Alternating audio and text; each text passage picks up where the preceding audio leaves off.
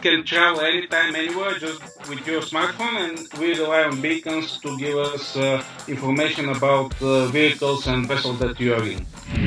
We started deploying Tickey in Sofia subway network, so we will cover 36 metro stations with 74 entries.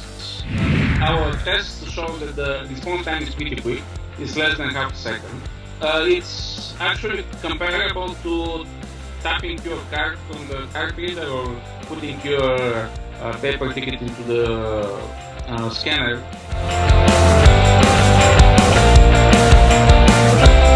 You're listening to The Hitchhiker's Guide to the Ecosystem with Steve Statler. Welcome to The Hitchhiker's Guide to the Ecosystem, the podcast for location-aware solution designers and entrepreneurs. My name is Steve Statler of Statler Consulting. We're going to be talking about beacon-enabled applications, in particular ticketing. We're continuing our theme of globetrotting, and this time we're talking to Dimiter Dimitrov, who is the CEO of Tickey. They're based in Bulgaria. Dimiter, welcome to the show. Hi, Steve.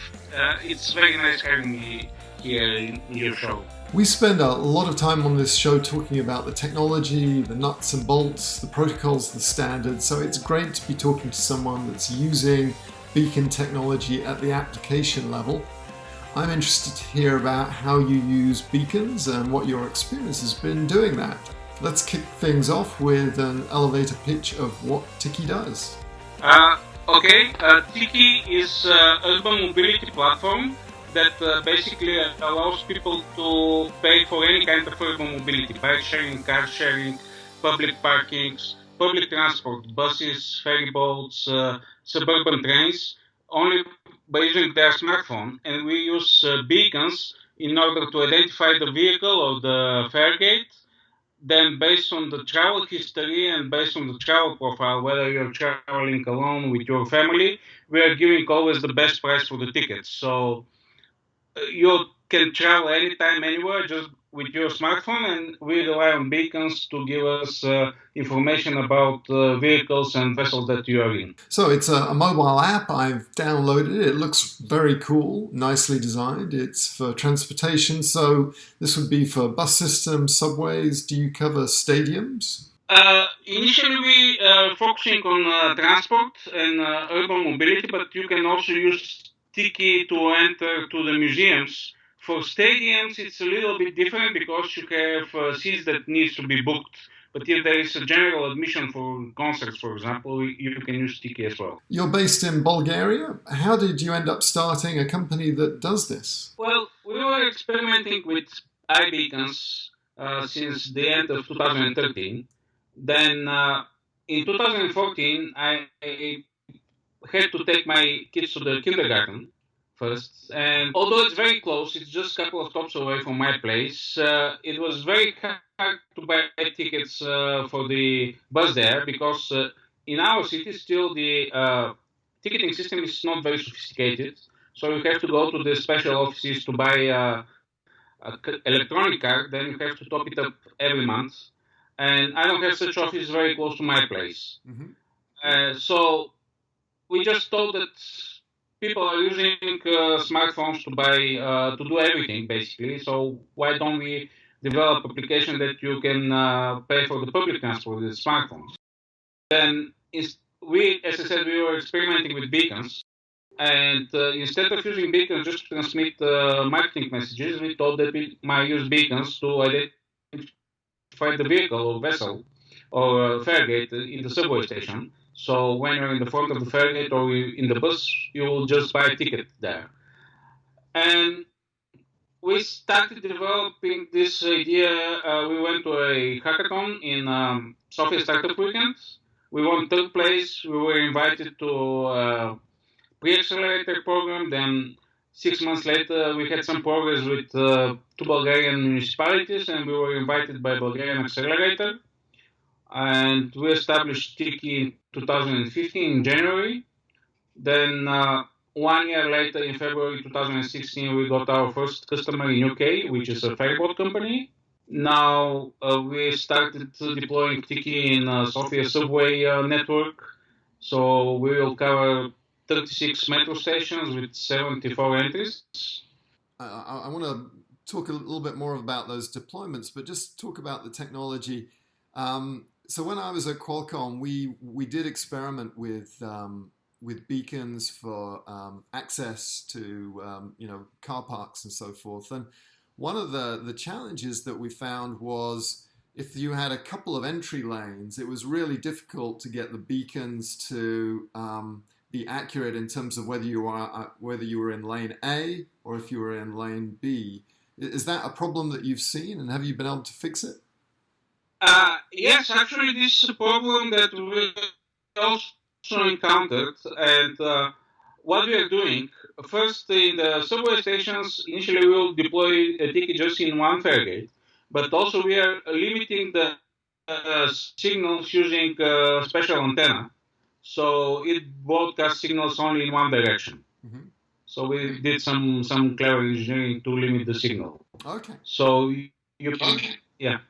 So basically, you solve it by having one entry gate, and you're using a directional antenna. And what kind of beacons are you using? We use beacons that are manufactured by Contact.io from Poland.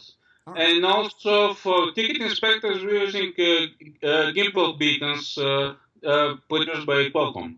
Oh, okay. And so, why do the ticket inspectors have beacons? Because this is the way for them to verify tickets. So when they enter the bus, let's say, if you have valid ticket, their beacons will broadcast signals. So the application will display their ID and their photo on the ticket on the screen of the phone. So this is the way to verify the tickets. So as a passenger, I would have a beacon that would identify me? No. You as a passenger, you will have only the smartphone. I see. Okay, the ticket inspector has like one of those little blue S10 beacons, and the app, your app will see, oh, this is a ticket inspector, and so it will start talking to the ticket inspector. Yeah, and it will display his ID, so he will be sure that my ticket is valid.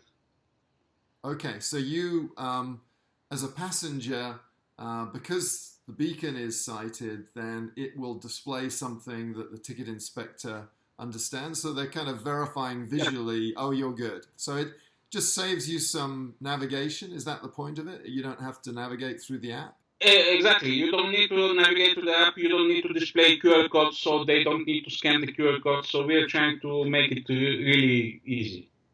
That's very good. So I think there's some lessons learned for folks that are not even in the ticketing domain with their applications, that beacons can help with app navigation and just get you to the right screen faster. Because I imagine a lot of what's important in ticketing is speed. You want to get round, and if you can recognize the ticket or close the payment or whatever it is faster, then everyone's happier. The inspectors can be more effective. The passengers are more relaxed. That totally makes sense. Exactly. You have time between two stops to buy a ticket, and also ticket inspectors there also have time between two stops to check all the tickets. So the speed is very important for them. Very cool. And so you have a great demo of. I think it was a demo day presentation. You did your elevator pitch, and you did a demo, and it was pretty cool because the moderator kind of tried using this. You had a turnstile and someone was holding it, and she tried to get through without the app and she couldn't, and then you came along and you used your watch and you got through. Now the question I had in my mind that I wanted to ask you was about the speed, because the last thing I used to live in London, and you have like streams of people trying to get through the turnstiles.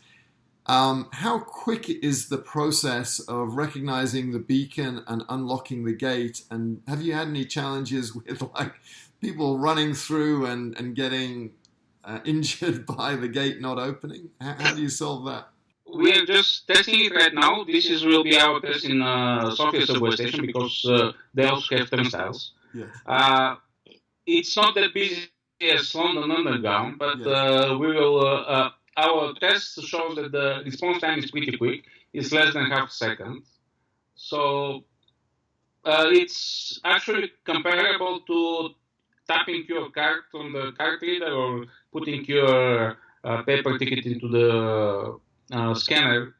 So it's comparable, and actually it's much easier because you don't need to uh, take your wallet to tap your card or to hold your paper ticket. You are always holding your smartphone in your hand, so it's much natural now. And in the demo, you used your watch. I don't know whether it was an Apple Watch or and to basically authorize the fact that you're using the ticket. Is that something you still have to do, or does the system just recognize that it's you and let you through? For the you, you still to tap the watch. Okay. And we did this development for Android Wear now. Apple Watch application is still under development, but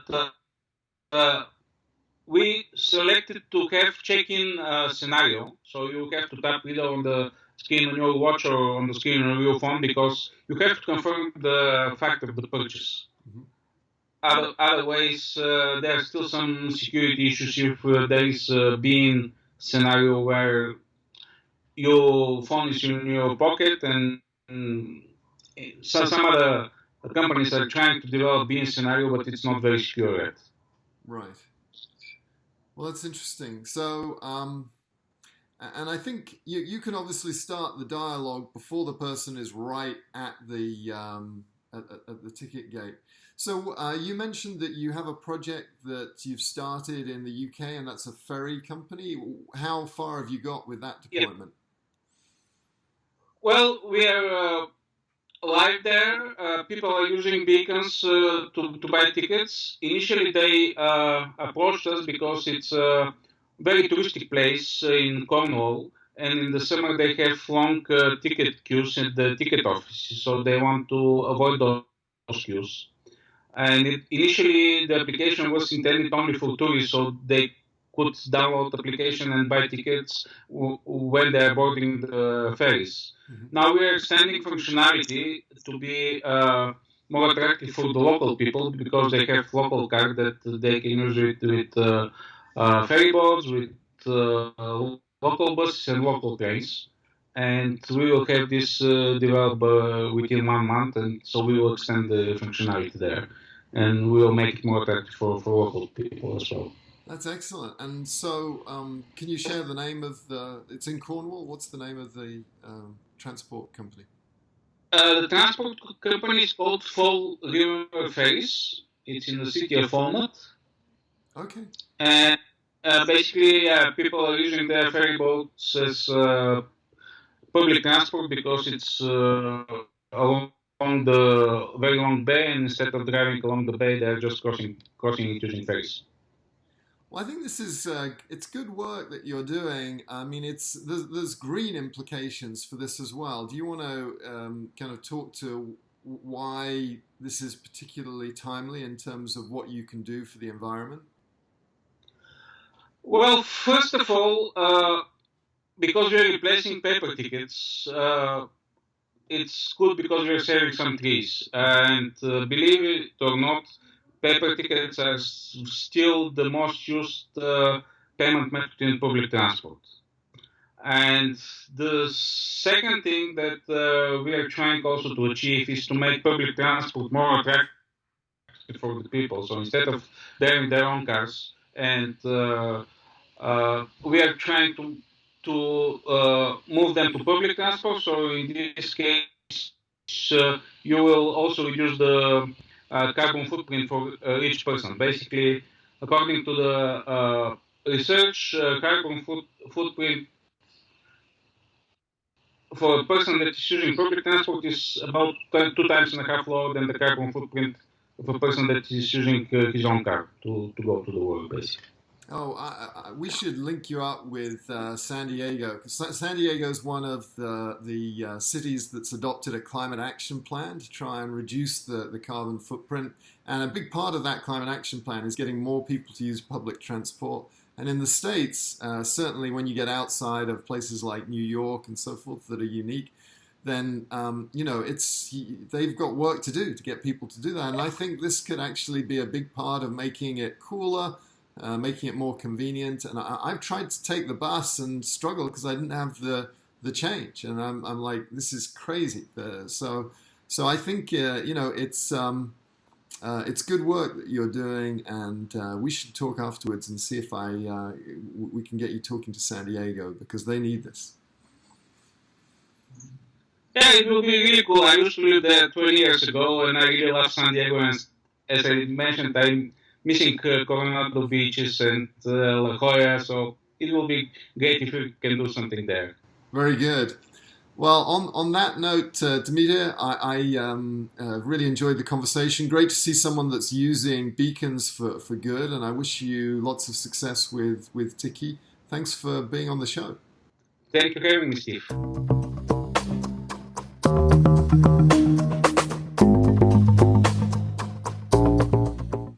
The most challenging question is the 3 songs you would take on a mission to Mars. What sort of music are you into? Because growing up in the 80s, I'm mostly into 80s music, like Depeche Mode, U2, all this stuff of music. Fantastic. We have that in common. I took my youngest son to see Depeche Mode, and he was the only one apart from me that wasn't wearing black leather. We felt a little bit out of place. So, Depeche Mode and U2. What was the third one? The third one is Love Will Tear Us Apart by Joy Division. Ah, yes. I grew up in the 80s. Everyone was playing Joy Division at my college. Actually, maybe you don't know this, but I spent a year and a half living in San Diego in between 95 and 96. Oh, fantastic. And I really miss the beaches there, especially Coronado Beach. Coronado's just amazing, isn't it? The Golden Sands and that hotel. You know, you can watch Some Like It Hot with Marilyn Monroe, and it's same hotel. Yeah. Same hotel. Beautiful. Well, very good.